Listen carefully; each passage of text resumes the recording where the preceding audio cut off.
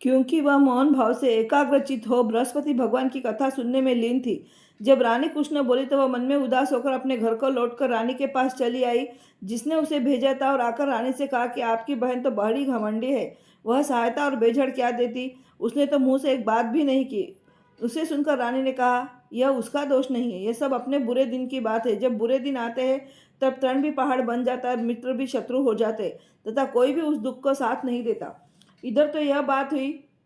उधर जब वह रानी बृहस्पति जी की कथा सुनकर उठी तो उसे ख्याल आया कि मेरी बहन की दासी आई थी और व्रत की कथा सुनने में मैंने उससे कुछ बात की नहीं की। इस बात को विचार कर वह किंचित शांत रही और जाकर भाव भक्तिपूर्ण से सप्रेम विष्णु का पूजन कर किया।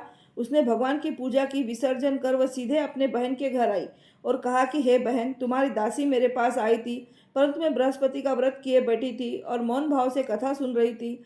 उस कथा जब तक कथा पूरी न हो जाए बोला नहीं जाता और न वहां से उठा जाता, इस कारण वह लौट आई थी। और कहा, बहन, उसे आपने मेरे पास किस लिए भेजा था? रानी बोली, बहन, मेरे पास अन्न नहीं था।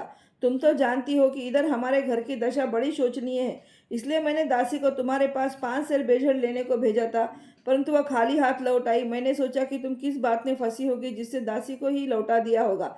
रानी बोली, नहीं बहन, उसने तो मुझसे कुछ नहीं कहा था, परंतु यह क्या बात है? मैं तो समझती हूँ कि तुम्हारे घर में ही बेझड़ मौजूद है, तुम अपने घर में फिर देखो।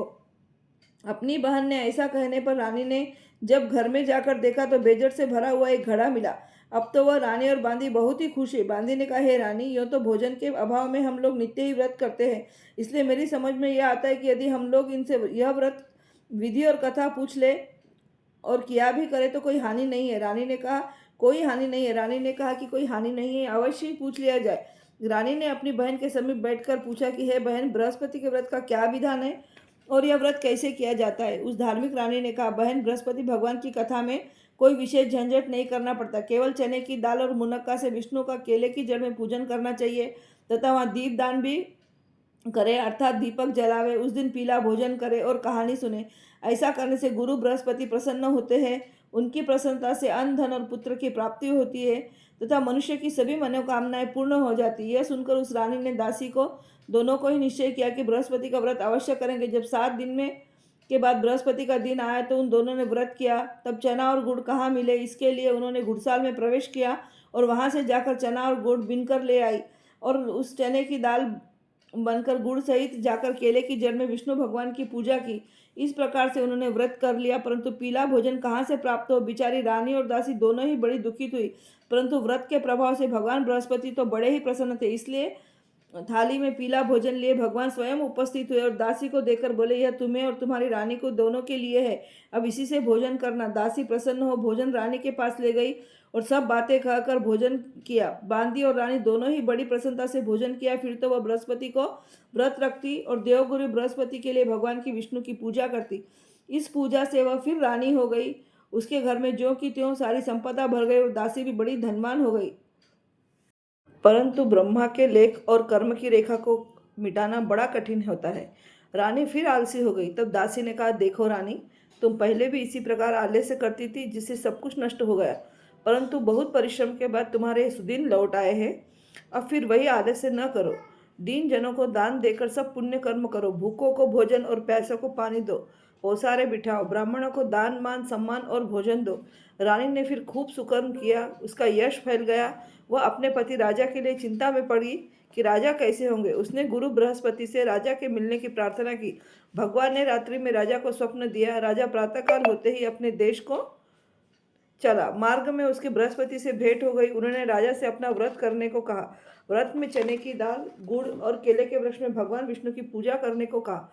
राजा ने कहा, मैं तो लकड़हारे का काम करता हूँ, इतना पैसे कहाँ पाऊंगा जो यह सब विधि विधान से करूंगा। साधु के वेश में आए बृहस्पति ने कहा, अगले बृहस्पतिवार को व्रत करके तुम देखो तो सही, तुमको रोज से दुगना धन मिलेगा। इधर वह राजा लकड़हारे का कार्य करके अपने जीविका चलाता था और साधु महात्मा के कथन से जब वह बृहस्पति का व्रत किया तो उसने लकड़ी के व्यापार में दुना चौगुना लाभ होने लगा। परंतु किसी एक दो बृहस्पतिवार का व्रत उसने नहीं किया तो गुरु बृहस्पति की नाराजगी से उसे बड़ा कष्ट हुआ। उस दिन उस नगर में राजा के यज्ञ किया जिसने उसने घोषणा कर दी कि कोई मनुष्य अपने घर भोजन न करे, वह अग्नि न जलाए, सभी मेरे घर आकर भोजन करे। जो इस आज्ञा का पालन नहीं करेगा उसे फांसी पर लटका दिया जाएगा। राजा की आज्ञा पाकर सभी भोजन करने को गए। यही एक लकड़हारा कुछ देर पहुंचा, इसलिए राजा ने अपने घर लीवा लाए और भोजन करा रहे थे तो रानी की दृष्टि खूंटी पर पड़ी जिस पर नौलख का हार लटका हुआ था, वह न दिखा। रानी ने सोचा कि इस मनुष्य ने हार चुरा लिया है।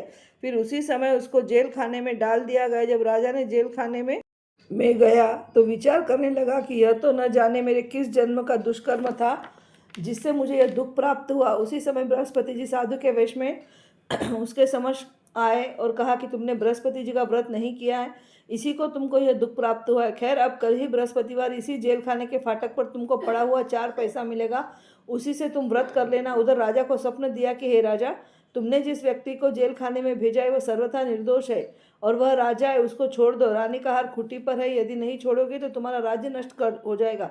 राजा ने स्वप्न को देखकर सवेरे उठकर देखा तो हार खूंटी पर दिखाई दिया। उसने देखकर राजा ने प्रसन्न होकर लकड़हारी को बुलाकर क्षमा मांगी तथा उसे राजा के योग्य सुंदर वस्त्राभूषण देकर विदा किया। राजा अपने नगर को चला गया। जब वहां पहुंचा तो क्या देखता है कि अब तो यहाँ पर सब कुछ छाया हुआ है। चलते चलते वह घर आए। यहाँ रानी ने राजा के स्वागतार्थ पहले ही बांदी को द्वार पर भेज दिया था। बांदी बड़े स्वागत से राजा के महल में लीवा लाई। राजा ने क्रुद्ध हो रानी से पूछा, यह धन धन वैभव तुमको किस प्रकार मिल गया?